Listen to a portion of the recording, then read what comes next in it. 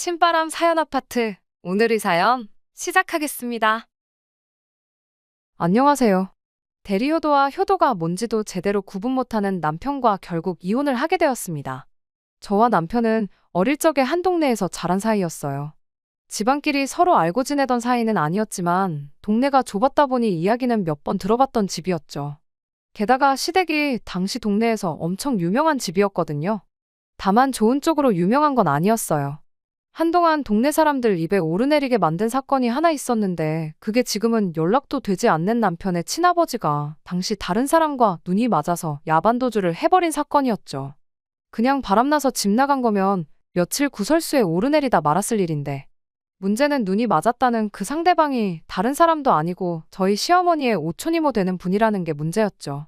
학렬상 시어머니한테 이모이긴 하지만 나이 차이가 5살인가 밖에 나지 않았다고 해요. 동네가 좁았을 뿐 집성촌도 아니었고 그냥 우연찮게 한 동네 살았다 뿐이지. 사실 친척 관계라도 시어머니와 그분이 집안끼리도 썩 친한 관계조차 아니었답니다. 시어머니도 남편도 그때의 사건에 대해선 입도 뻥끗하지 않는데도 제가 이 정도까지 알고 있다는 건 당시에도 어렸던 제가 이 정도로 자세하게 기억할 만큼 유명한 사건이었기 때문입니다. 아무튼 그 사건을 계기로 시어머니는 동네 사람들 보기 쪽팔려 어떻게 살겠냐며 어디 먼 동네로 이사를 가게 되었죠. 당시 제가 남편하고 나이차도 있었고 집안끼리도 친한 사이도 아니었다 보니 그렇게 이사를 떠나간 뒤로는 소식도 모르고 살아왔어요. 그런데 성인이 되면서 우연찮은 기회로 재회를 하게 되었던 거죠. 처음에 서로를 알아봤던 것도 아니었고요. 연애 시작 후 그냥 이런저런 이야기하면서 과거에 어느 동네 살았었다 하는 이야기를 나누다가 그때서야 남편 집안이 한 동네에 같이 살았던 그 소문의 집이라는 사실을 알게 되었어요. 저나 남편 두 사람 다 그때의 일은 전혀 개의치 않았습니다. 20년이나 더 지난 일이기도 하고 사실 남편 아버님이 잘못한 거지 시어머니는 따지고 보면 피해자나 마찬가지였잖아요. 게다가 저희 집도 남편네가 이사를 떠나고 얼마 지나지 않아서 더 좋은 환경에서 저를 공부시키겠다는 이유로 서울로 이사를 했어요. 어릴 적에 살았던 그 동네는 더 이상 저희한테는 아무 관련이 없는 동네나 마찬가지였으니 저희가 연애를 하는 데 있어서 그때의 일이 저희 관계에 영향을 주는 일은 없었죠. 아니, 없다고 생각했다는 말이 더 맞는 말이겠네요. 남편과 연애를 시작하고 1년쯤 지났을 때 양가에서 저희가 연애를 하고 있다는 사실을 알게 되었습니다.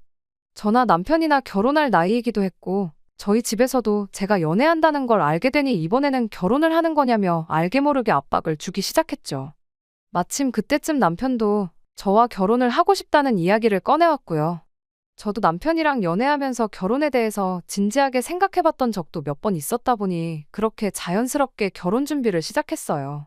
시어머니도 아들이 결혼한다니 엄청 기뻐하셨는데 문제는 처음 결혼 허락을 받는다고 인사를 드리러 갔던 날 저희가 같은 동네에 살았다는 사실을 알게 된 순간부터 시어머니의 반응이 180도 달라졌습니다.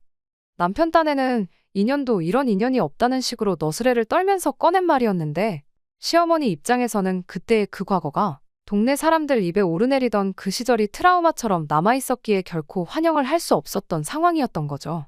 저야 워낙 꼬맹이 시절이었으니 그렇다 치더라도 저희 부모님은 시어머니와 같은 세대였고 시어머니 입장에서는 사실관계를 떠나서 당신을 두고 뒤에서 호박씨를 까던 동네 사람들 중에 한 명처럼 느껴졌을 테니까요.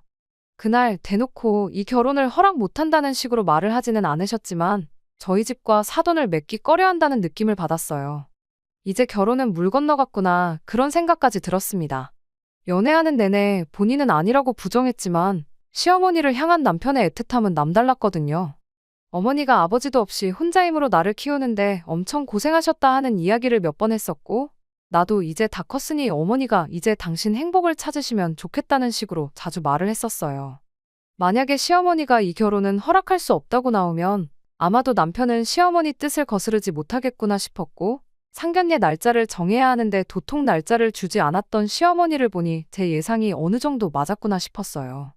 하지만 제 예상을 깨고 남편은 저와의 결혼을 포기하지 않았고 시어머니를 설득해냈습니다. 자식 이기는 부모 없다고 결국 결혼을 허락해 주셨어요. 그렇게 양가 상견례를 하게 되었죠.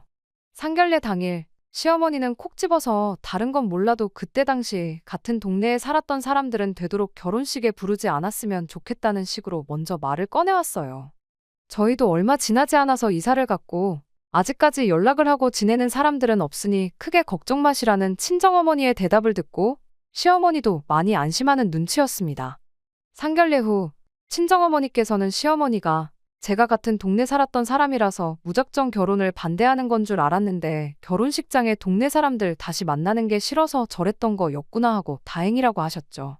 괜히 반대하는 결혼 억지로 시켜서 귀한 딸 시어머니 눈치 보면서 살게 만드는 거 아니냐고 내심 걱정을 하셨다고 하시더라고요. 별거 아닌 이유였지만 어머니 반대에도 끝끝내 결혼 허락을 받아낸 사위도 든든하고 우리 딸 이쁨 받으며 행복하게 사는 일만 남았다고 좋아하셨어요. 그렇게 남편과 결혼을 하게 되었습니다. 친정어머니 말처럼 저도 똑같이 순탄한 결혼 생활을 하게 될 줄 알고 있었어요. 하지만 결혼을 하고 얼마 지나지 않아서부터 그 생각이 틀렸다는 걸 뼈저리게 느끼게 되었습니다. 시어머니 성격이 정말 보통이 아니었거든요. 제가 같은 동네에서 살았던 말았던 시어머니 과거를 알았던 몰랐던 간에 그냥 인간적으로 볼 때 심적인 여유가 전혀 없이 날카롭기만 한 사람이었어요. 오죽하면 남편 아버님이 얼마나 시달렸으면 야반도주까지 하게 되었을지 이해가 된다 싶을 정도였습니다. 운 나쁘게도 마침 눈 맞은 상대방이 시어머니의 오촌이 모였을 뿐 그 누구였어도 다른 사람 찾아서 새살림 차릴만도 하다 싶을 정도로 사람을 숨도 못 쉴 정도로 압박하는 그런 능력이 있는 분이셨죠.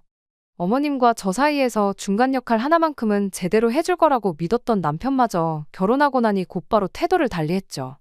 시어머니와 저 사이에 무슨 일이 생기거든 무조건 아랫사람인 며느리가 숙이고 들어가는 게 맞다는 식으로 문제를 직면하지 않고 피하려고만 해왔어요. 제가 뭐 대단한 걸 바란 것도 아니었습니다. 자기 어머니 끔찍하게 생각해주는 효자 아들이었다 보니 신혼집도 시댁에서 가까운 곳으로 구했었어요. 그 덕에 일주일에 최소 3번은 시댁에 다녀와야 했고 남편 편하게 들어누워 쉬는 동안에도 저는 시어머니를 대신해 시댁 집안일을 대신 해야 했습니다. 시대가 요즘 같지 않았던 제가 며느리돌이를 하는 게 당연하게 여겨지던 때였다 보니 시댁에 자주 들락거리며 집안일을 해야 했던 것에 불만을 가졌던 건 아닙니다. 다만 시어머니는 제가 좋은 마음으로 도와드려도 단 한 번을 제가 해놓은 결과물을 만족해하는 법이 없으셨죠. 콩으로 메주를 쓴다고 해도 일단 며느리 손길이 닿기만 하면 콩이 아니라 파트로 하는 거라고 잔소리를 늘어놓는 시기였습니다. 시어머니한테서 인정을 받고 싶던 것도 아니었고 칭찬 한마디 안 해주는 게 서운했던 게 아니었죠. 단지 남편이 시어머니가 저렇게 말도 안 되는 걸로 저한테 생트집을 잡고 저를 못 살게 굴 때 그때 한 번만 제 편에 서서 어머님께 한마디만 해줬었으면 싶었어요.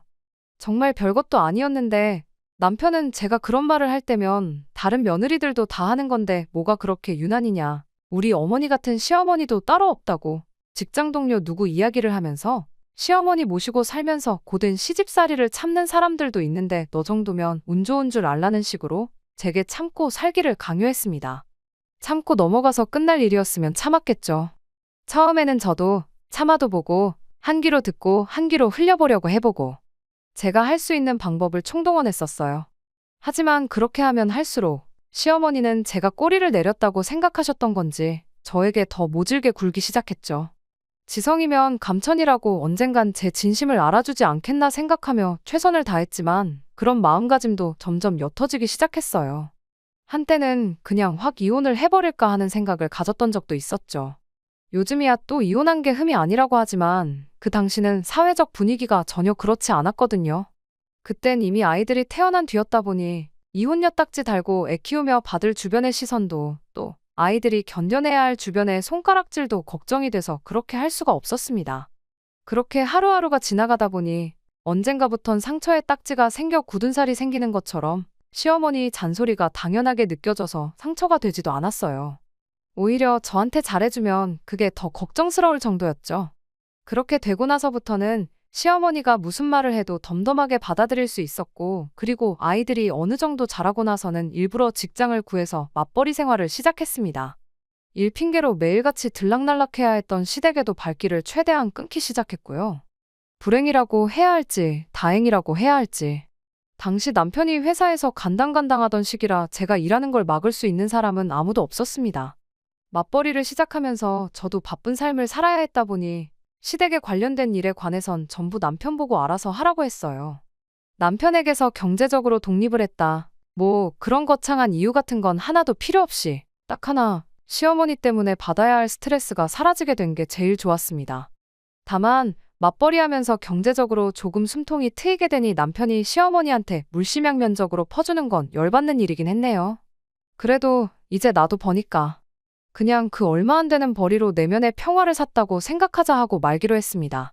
그렇게 지금까지 여태껏 잘 살아왔어요. 매주 몇 번씩 시댁 가서 시달리고 잔소리 듣고 하는 일이 없으니 시어머니와 관계도 그럭저럭 나쁘지 않았죠. 물론 거기에는 남편이 매달 100만 원씩 퍼주던 금전적인 지원이 있기도 했지만 만족스러운 나날들이었어요. 아이들도 엇나가지 않고 제 속 한번 썩히지 않고 착하게 자라주었고요. 그런데 지난해 여름부터 다시 시어머니한테서 전화기에 불이 나게 연락이 오기 시작했습니다. 맞벌이 시작한 이래로 시어머니 부양을 가장한테 떠넘긴 게으른 며느리라며 개인적으로는 연락 한 통 없으셨던 분이 노안이 어쩌고 저쩌고 하면서 오늘은 여기가 아프다, 오늘은 또 저기가 아프다 하면서 앓는 소리 죽는 소리를 쉴 틈 없이 해대셨어요. 예전이었다면 꼼짝도 못하고 앓는 소리 끝까지 다 들었겠지만 저도 예전에 제가 아니었으니 한마디 했죠. 어머님 아프시면 병원에를 가셔야지 저한테 전화하신다고 아픈 게 없어지냐고요. 집 근처에 병원이 없는 것도 아니고 큰 병원 가고 싶으면 애들 아빠한테 연락하셔서 한번 날 잡고 다녀오시라 했습니다.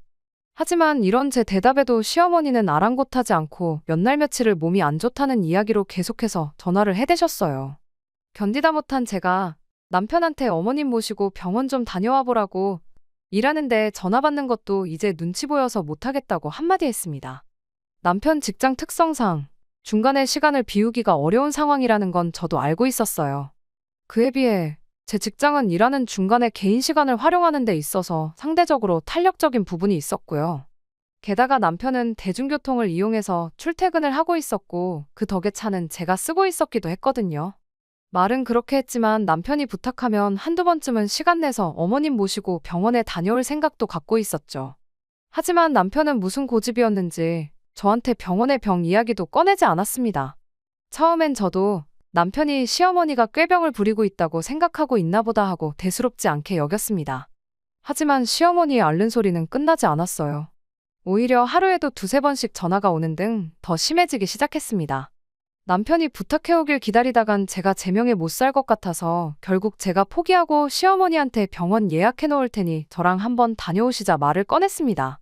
그런 제 제안에 시어머니는 너는 눈치가 없는 거냐 아니면 알고도 모르는 척을 하는 거냐 하면서 한마디를 하더군요.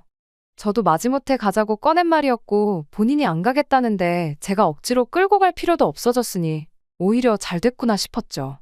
길게 설명할 것도 없이 그럼 병원에 가야 할 정도로 아프신 건 아닌 것 같으니 그렇게 알겠다고 말하고 그냥 전화를 끊어버렸어요.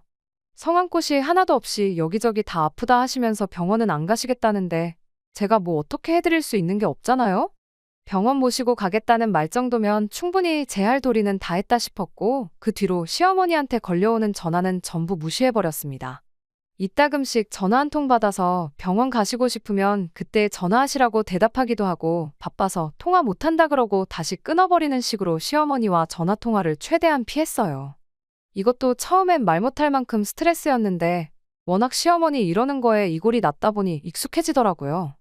나중에는 제가 너무했나 싶은 죄책감마저 사라지더군요. 그런데 시어머니가 그동안 그렇게 몸성한 곳이 없다고 불평을 하던 게 사실은 제 입에서 직접 모시고 살겠다는 그 말 한마디를 듣기 위해 꺼낸 밑밥이었다는 걸 알게 되었습니다. 저런 식으로 시어머니 연락을 피하기 시작한 지 2달이 조금 안 되었을 때쯤 남편이 저한테 합가 이야기를 먼저 꺼내왔거든요. 어머니 몸이 예전 같지가 않으신 것 같은데 이제 우리 집에서 모시고 살면 어떻겠냐고 말이죠. 난데없는 합가 제안에 어이가 없었죠.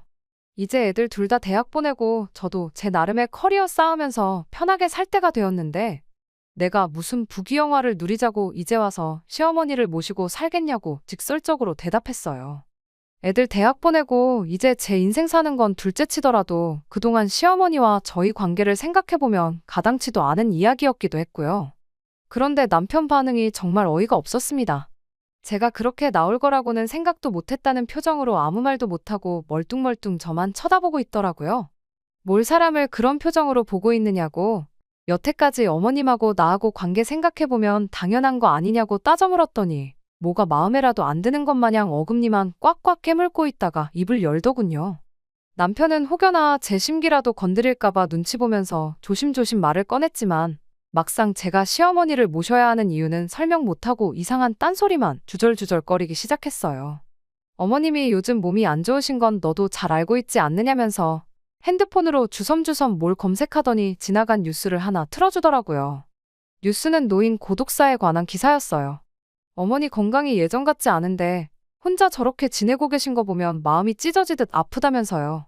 우리가 예전처럼 시댁에 자주 왕래하는 것도 아니지 않느냐며 요즘 부쩍 외롭다는 말도 자주 꺼내시는데 둘째도 대학 가고 그러니 집에 방도 남지 않냐며 이참에 어머님 오시라고 해서 같이 살면 좋겠다 하면서 대놓고 합가하자는 말을 하더라고요.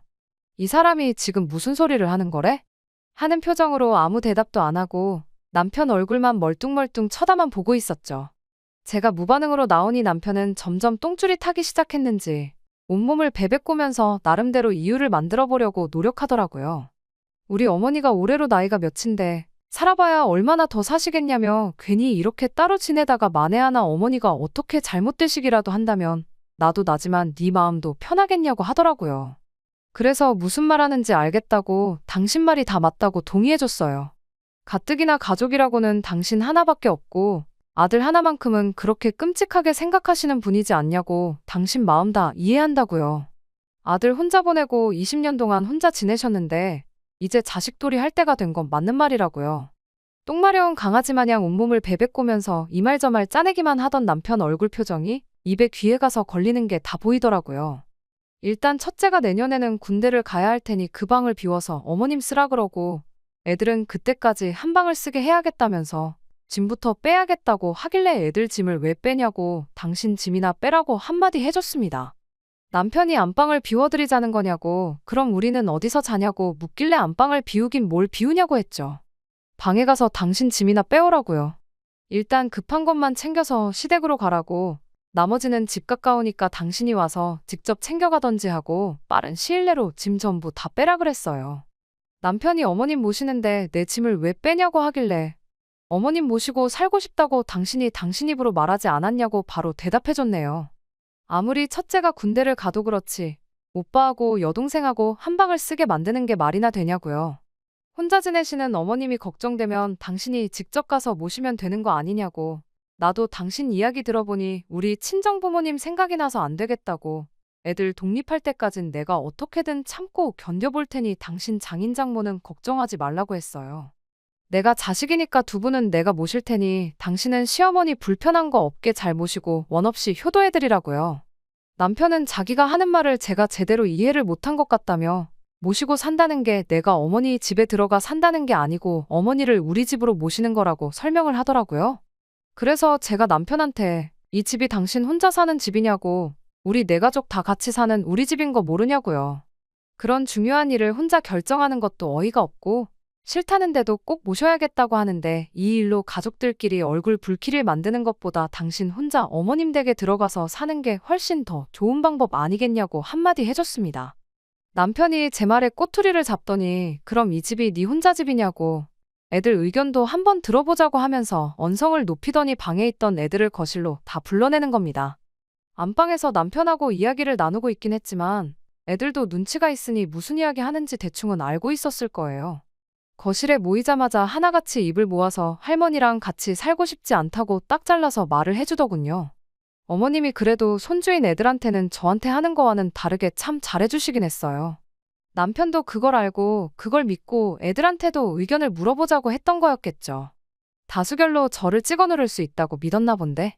잘해주신 건 잘해주신 거고 애들도 커가면서 제가 시어머니한테 어떤 대우를 받으며 지냈는지 그리고 남편이 시댁에 가서 얼마나 아무것도 안 하고 저 혼자만 부려먹었는지 직접 두 눈으로 보고 커왔으니 시어머니를 이 집에 모셔서 함께 살게 된다면 집안 분위기가 말도 못하게 삭막해지겠다는 걸 누구보다 잘 알고 있었습니다. 그리고 뭐 아무리 첫째가 곧 군대를 간다고 해도 2년도 안 되는 짧은 기간인데 방 하나를 시어머니한테 비워주고 아무리 남매라고 해도 20살이 넘었는데 여태껏 따로 방 쓰다가 다 커서 방 하나를 같이 써야 한다는 사실도 엄청 싫었을 거예요. 남편이 할머니 모시고 사는데 불만이 있냐 없냐를 묻기도 전에 딱 잘라서 대답을 해주는데 제 속이 다 후련하더라고요. 남편이 할머니가 니들한테 그동안 얼마나 잘해줬는데 니들이 그럴 수가 있냐며 배은망덕하다고 입에 개거품을 무는데 딸아이가 남편한테 한마디 하더군요. 할머니가 자기들한테 잘해주셨던 만큼 엄마인 저에게도 똑같이 잘해주셨으면 반대 안 했을 거라더라고요.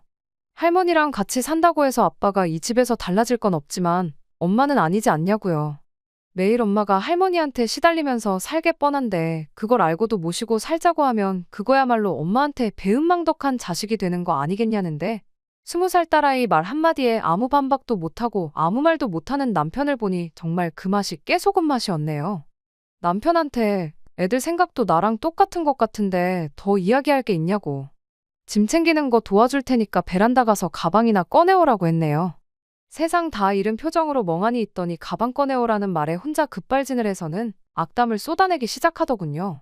너는 안 늙는 줄 아냐? 애들이 뭐를 보고 배우겠냐고.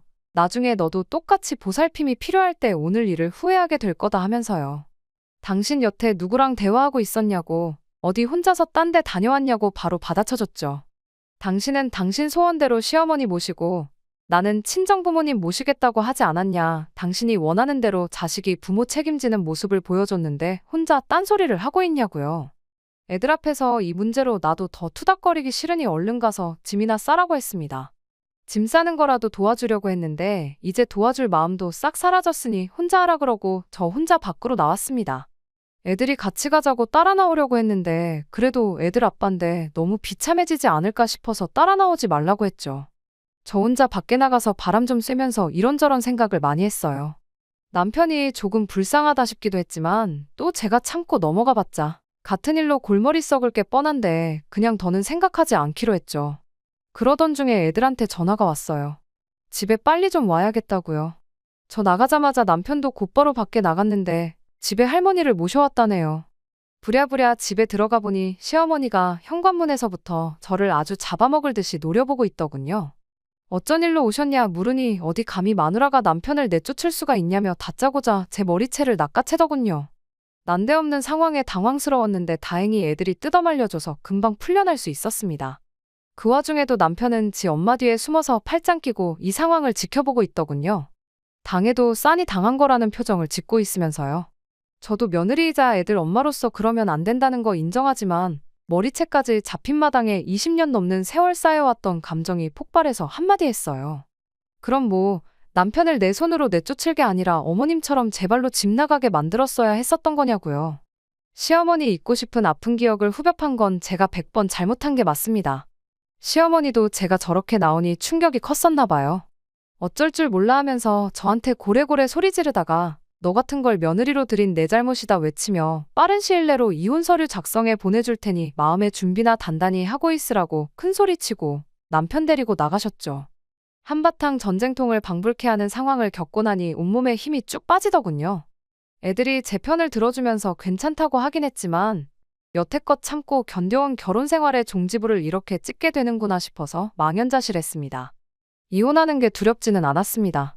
말 맞다나 재산이야 공평하게 반반 나누면 그만이고 애들도 다 커서 자기 앞가림은 할 수 있는 상황이었고 친정부모님도 계시고 저도 제 직장이 있는데 먹고 사는 걱정은 하나도 되지 않더군요. 다음 날이라도 당장 이혼 서류 작성해서 가져올 줄 알았는데 한 달이 지나도록 남편도 시어머니도 저희 집에 코빼기도 비추지 않았어요. 먼저 연락하고 싶은 마음은 없었기에 아무 때나 가져오라는 심정이었습니다. 차라리 바로 다음 날 왔었으면 저도 다시 고민하고 또 고민해봤을 텐데 한 달이 넘도록 시간을 주니 오히려 차분하게 마음 정리할 여유가 있더라고요. 그래서 저도 이혼을 하는 걸로 완전히 마음을 굳히게 되었죠. 마음 정리하고 일주일이 채 안 되었을 때 퇴근 후에 여느 때처럼 저녁 식사 차려놓고 애들하고 밥 먹고 있는데 현관문 열리는 소리가 들려왔습니다. 남편이었어요.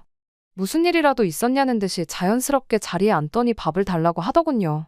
아무 말도 안 하고 묵묵히 밥을 다 먹고는 자연스럽게 안방 침대에 들어가서 드러눕는데 이혼 서류를 가져온 것도 아니고 사과를 하는 것도 아니고 뭐 하자는 건가 싶더라고요. 남편한테는 말도 꺼내기 싫어서 시어머니한테 전화해 어머님 아들이 왜 우리 집에 와 있는지 모르겠다고 오셔서 데려가시든지 하셔라 제 할 말만 전하고 전화 끊어버렸습니다. 1분도 안 걸려서 시어머니한테 다시 전화가 왔어요. 저한테 미안하다고 하시더니 이제 할 만큼 하지 않았냐고 하면서 남편과 화해를 하랍니다. 이혼시킨다고 하시더니 왜 이제 와서 말을 바꾸시냐고? 나는 내 마음 바꿀 생각이 없다고 말했어요. 어머님은 다 늙어서 효도받아야 할 상황에 당신이 아들 뒷바라지를 해주게 생겼냐고 그냥 원래 살던 대로 혼자서 편하게 지내고 싶으니 이제 와서 남편을 다시 데려가랍니다.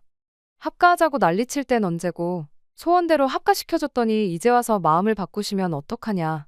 남편만 혼자 보낸 게 아니라 우리 집에 들어와서 사셨어도 한 달 만에 이렇게 마음을 바꾸셨을 거냐 따지니 아무 말도 못 하시더군요. 합가해서 며느리가 모셔주고 살 줄 알았는데 혼자서는 밥도 못 차려 먹는 아들 뒷바라지 하려니 혹이 하나 생기신 것 같아 그러시냐고 일 없다 말하고 다시 전화 끊었습니다. 그 와중에 아무 일도 없었던 것처럼 방에 들어가 있던 남편이 제가 통화하는 내용을 들었는지 갑자기 뛰쳐나와선 너는 시어머니한테 말버릇이 그게 뭐냐고 저한테 화를 내더라고요. 싹싹 빌어도 모자랄 판에 정신 못 차리고 저러는 걸 보니 역시 괜히 마음 약해져서 남편을 다시 받아주지 않기를 잘했다 싶었죠. 그날 어머님이 내 머리채 잡고 폭언을 했던 것 말고도 여러 가지 증거도 가지고 있으니 좋은 변호사부터 알아보라고 했어요. 처음 말했던 대로 이혼 서류 작성해서 가져오면 소송까지는 가지 않겠다고 단호하게 말했죠. 남편은 씩씩거리더니 다시 집을 나갔어요. 그리고 며칠 뒤에 말했던 대로 이혼 서류를 가져왔고 얼마 전에 결국 남편과 이혼 서류 접수하고 길고 긴 결혼 생활의 종지부를 찍기로 했습니다.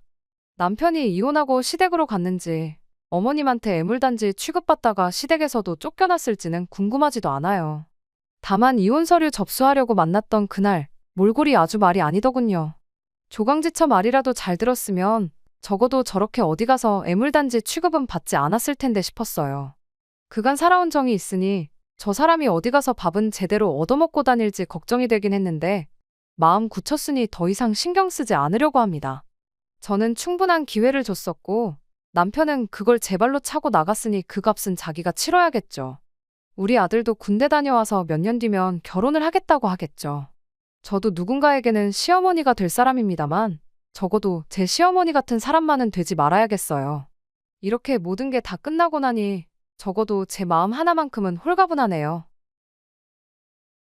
끝까지 들어주셔서 감사합니다. 오늘의 사연은 여기까지입니다. 구독과 좋아요, 알람 설정 부탁드리고 더 좋은 사연으로 다시 찾아뵙겠습니다. 감사합니다.